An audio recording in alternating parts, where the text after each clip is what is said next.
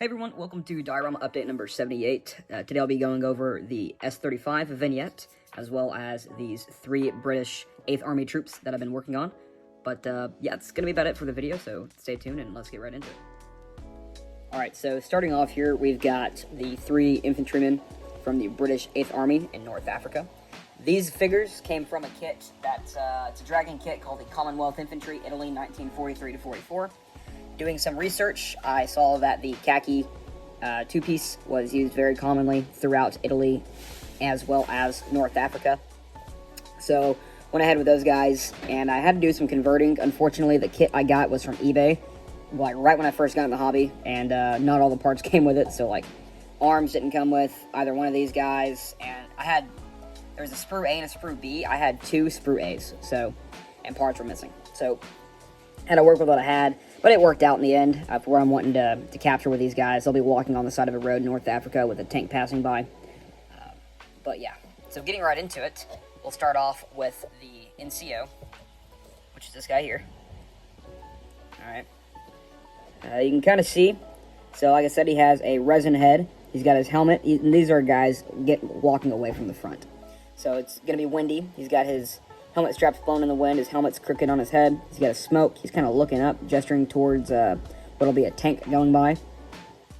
He's got his canteen with a strap, a big strap, he's got ammo belt, or ammo pack, he's got a Stim gun with a photo etch sling, he's got a day pack with straps, a mat pack with straps, and shorts which were hollowed out just a little bit to give the impression of shadows and that they're hollow.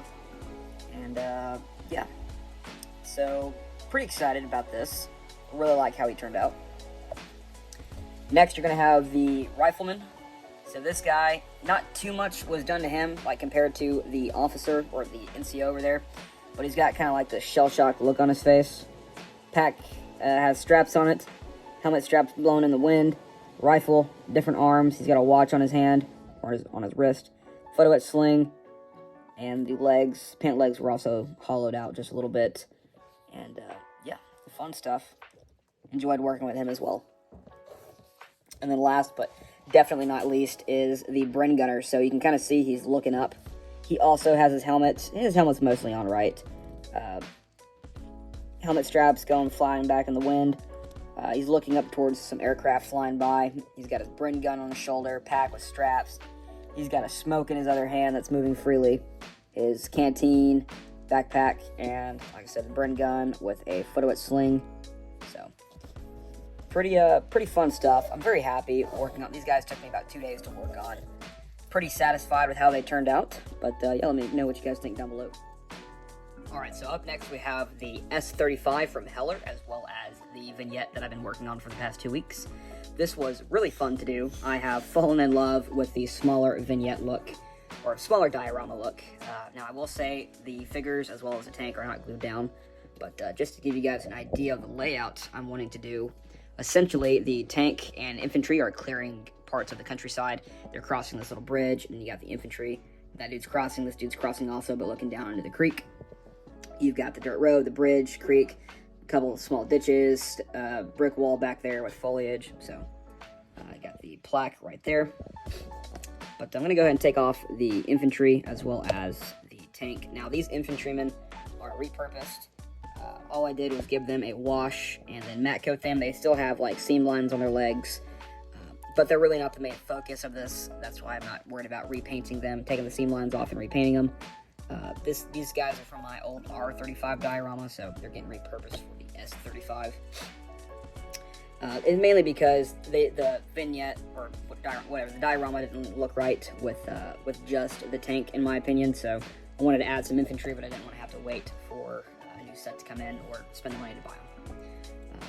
Now, this was really fun to do. You can kind of see the whole layout here, so like I said, you've got the dirt road. I put marks in it. You got the stone and brick bridge here. Now, I did put water effects in. The 24-hour mark was about 2 hours ago, and I recently, within the last 30 minutes, put in Mod Podge gloss, so I gotta wait for all this to dry before I can take pictures and make a video. But I had a lot of fun with this.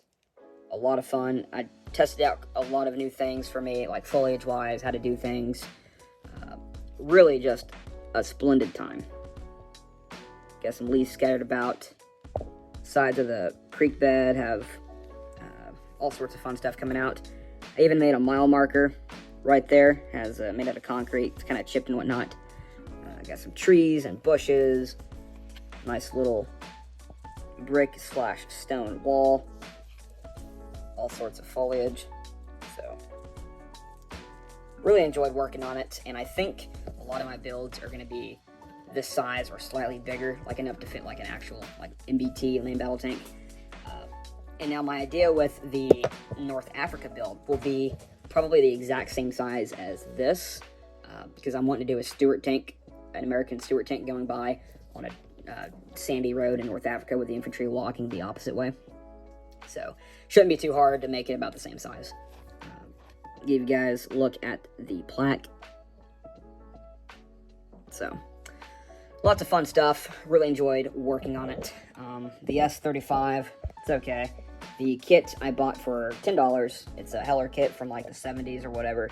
Really old kit, and it went together fairly nicely for the most part. Now, a lot of pieces were either missing or they were already off of the sprue, so that made it a challenge to do, but I just made it pretty dusty.